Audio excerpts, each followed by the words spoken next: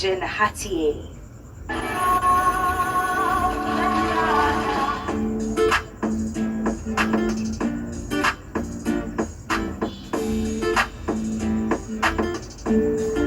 Close to 80% of Ghana's agricultural affluence is as a result of the key role played by women. Yet less than 20% of landowners in Ghana are females. Join me tonight as I talk about the hurdles of female land ownership in connection to food insecurity.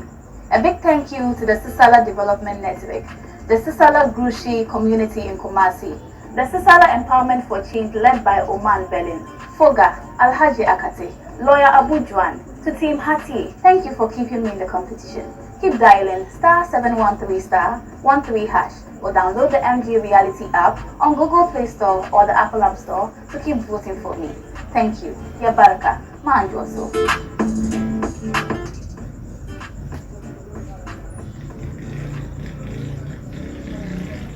My friend, what was the results concerning the land issue your wife sent to the court? Oh, I won the case, my brothers. I won the case. Women of nowadays, they like overstepping their bounds. They want me not to even marry an educated woman. But I didn't listen, my brothers. I didn't listen. Now look at me. Can you imagine women getting lands to farm in this community? How? If you say one, she will say 1,000. Anytime I fight with my wife, she has to apologize to me. Anytime. Say that again, my brother. I don't know why women nowadays are rushing too much. Women wanting to own land. Imagine your daughter who is in university. She's really a stranger because after school she'll be married and she'll go to another community. It is so. Why then does she want to own land in this community? Again, if she goes to where she'll be married to, she's just a wife and she doesn't deserve a land there. My friends, tradition is tradition. Currently in Ghana, close to 80% of Ghana's agricultural affluence is as a result of the integral role played by women. Yet, despite their significant contribution, women continuously face barriers that hinder their full participation and potential in agriculture. According to the United Nations Food and Agriculture Organization, over 800 people are undernourished. This means that they do not have sufficient food to eat.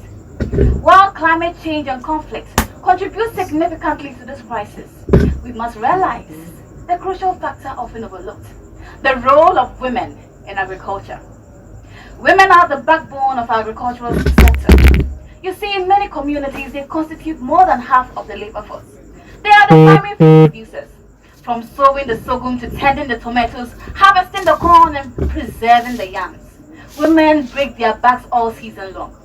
But why is it that our cultural practices and traditional norms continue to bar women from owning land? Why is it the case that less than 20% of landowners in Ghana are female and less than 10% of landowners in the Upper West region are female? We are raging against the threat of food insecurity. Just recently, our Minister for Agriculture, Honorable Brian Echampong, announced the ban on the exportation of cereal. The battle is a fight against food insecurity, and we must realize that women's full participation in agriculture is an integral solution to the threat befalling us. What is the solution now? Tell them, my daughter. Tell them, my girl. Thank you for listening to me. The solution lies in our hands. If Pito can be shared, if TZ can be shared from the same bowl, the land can also be shared. Granting women access to land is granting access for all. Granting women access to land is helping your wife succeed beside you. Let's take Rwanda for example. This is where reforms have led to women owning 24% of their land. This change has led to an increase in agricultural productivity and improved sustainable development and improved their food security as well. Empowering women in agriculture is not just an investment in our future. It is a way to empower and invest in our economy, our future generations. I understand the roles played by the local and international non-governmental organizations. I also acknowledge the many investments these same bodies have put to support women in agribusiness.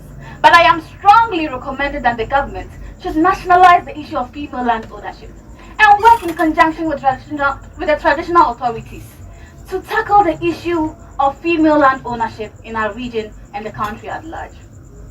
Today's woman has evolved from the traditional roles of yesterday, where their contributions were often limited to the kitchen. Today, they play a significant role in empowering in advancing. Today, they play a significant role in advancing. Today, they play a significant role in advancing a Sustainable Development Goal 2, which focuses on ending hunger, achieving food security, and empowering sustainable development. By empowering women in agriculture, we are not just fighting against food insecurity. We are investing in our future, our economy, and the generations yet to come. I would also use my voice to raise awareness through social media campaigns, forums, through social media campaigns. I would also use my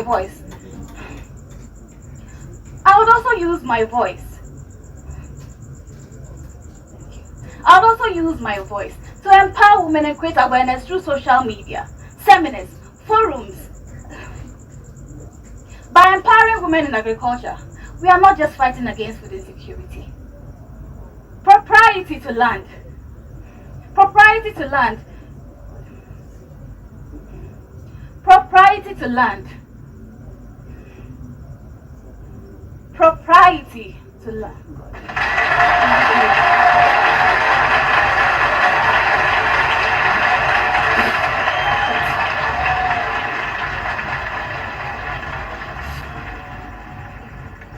Hati from the Upper West region, I think we'll bring your presentation to an end here, and I'll move straight to the judges. Dr. Hagan, tell us what you make of her presentation so far.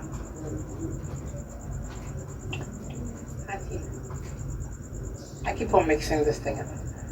Congratulations. It's not easy to do public speaking. It's a competition though, so we understand your nervousness. You didn't sound nervous though. It was as though you had forgotten some parts. But what I heard shows that you've done some research and it is a problem that needs to be done. I like your suggestion about getting a national position on women owning land to farm with. Ayuko. All right, Ayuko from Dr. Hagan. Let's go to Janet Sunko-Mills. Hi, Hati. Hi. Can you give me that beautiful smile? Don't worry, it's not the end of the world. Huh? You're doing great. And sometimes we all do sound like broken records, but that's fine. So the content of what you delivered today, the heart of the matter is economic empowerment, right? And I'm so happy when a couple of weeks ago, I read that the Affirmative Action Bill has been passed. This is a landmark progression in our society and indeed in Ghana. And I'm waiting for the government, parliamentarians, women's group up there to bring this bill to life so that we can correct the inequities in our society. So whatever you delivered from beginning until, the nerves kicked in, you did very well. I enjoy the interaction between you and the old folks over there. And definitely traditions are evolving. So please open your head space, calm down. It's not the end of the world. We all fumble. Well done. Well done, coming from Janet Sunko-Mills. Indeed, it is a tough night for the ladies, of course. Facing the challenges that today's woman faces is not an easy thing. Make sure that you are keeping your favorites in the competition. *713 *13#. Our next presentation is coming from the Northeast region, and Minkia is on standby.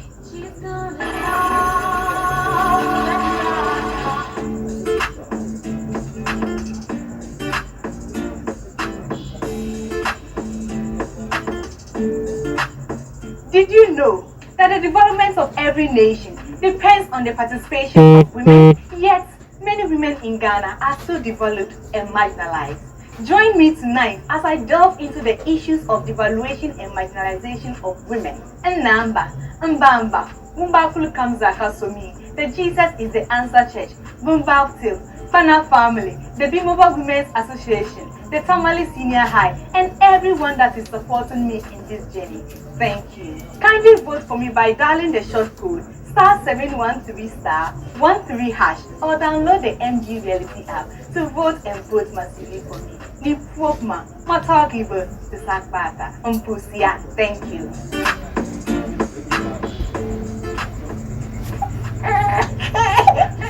What is all this thing? Eh? I have told you I do not want a girl. I want a boy. I want someone who will continue from me. What is all this?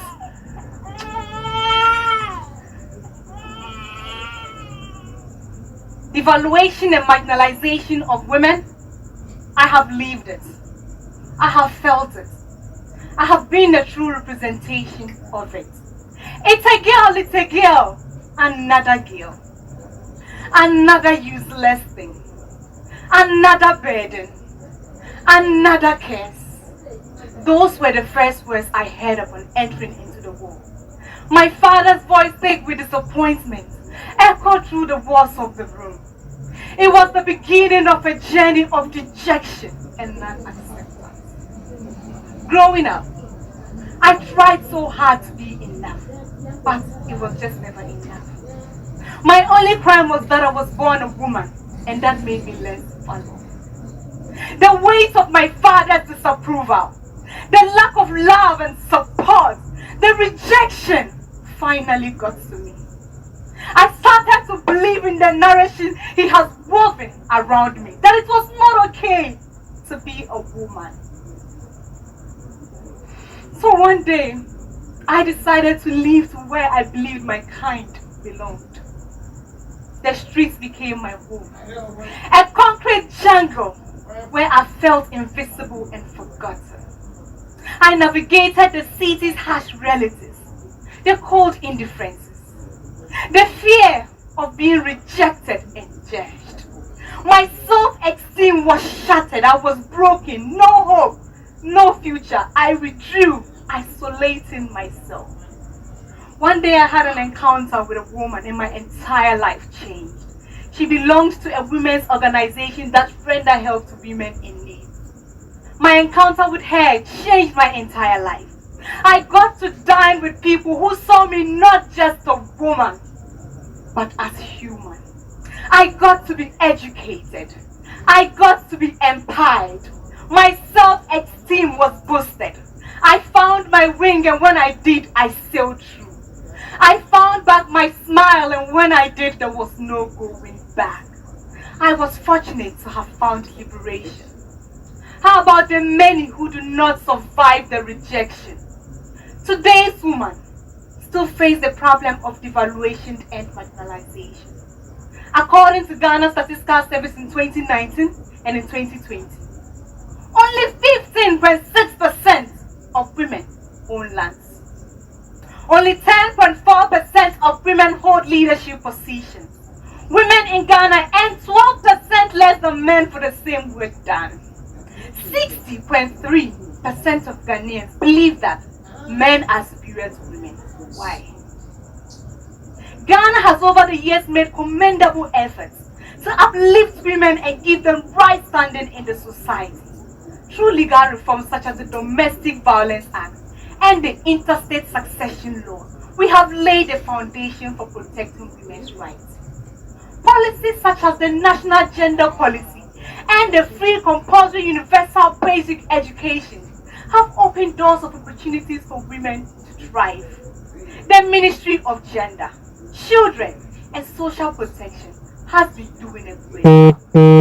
But while we celebrate this achievement, we must acknowledge the challenges that remain. Implementation gaps, which often leave our laws unenforced, especially in rural communities where traditional practices continue to dominate. Cultural resistance remains a formidable barrier with deeply rooted patriarchal norms hindering progress. To overcome these challenges, we must ensure that our laws are not just written, but are enforced with consistency and fairness across all regions. The Ministry of Gender, Children and Social Protection should invest in cultural educational programs that challenge harmful norms and encourage societies to embrace gender equality. Additionally, specific grants should be given to organizations that support women's growth. Tax incentives should be given to individuals and organizations that contribute to the growth of women. My personal commitment as someone who has faced evaluation and marginalization, I will focus on a community-driven approach. My vision is to create a local women's hub that will empower women economically, socially, and politically.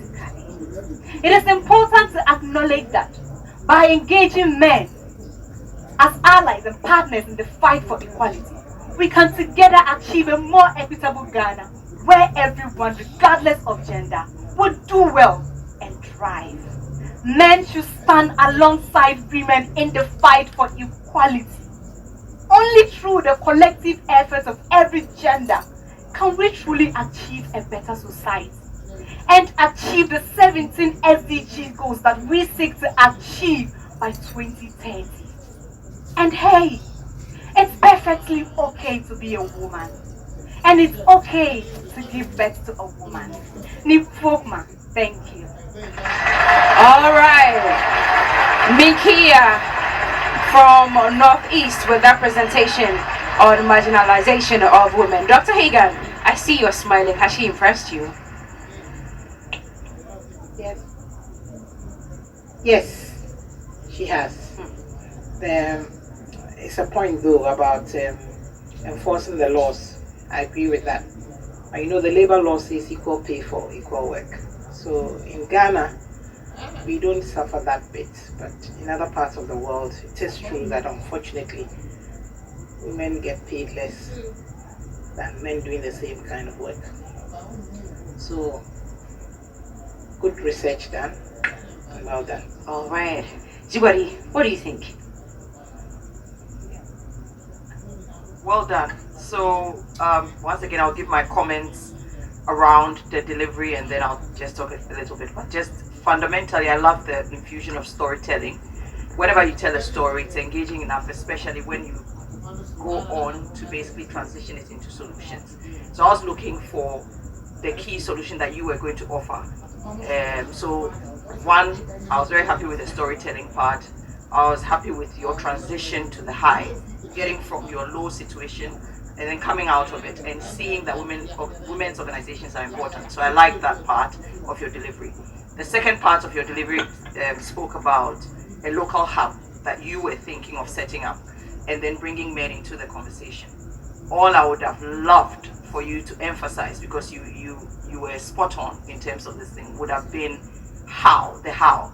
So you talked about the who, the why, the what, but it was just the how that was just a little bit missing. But outside of that, I think you gave a great presentation. Well done. Thank you. All right, well done from Jibari. Our judges always guiding them as to what to do. Well, we have 2 more to go, but we are taking a break now, giving you time to keep your favorites in the competition. *713 *13#. You can also use the MG Reality app. We will be right back.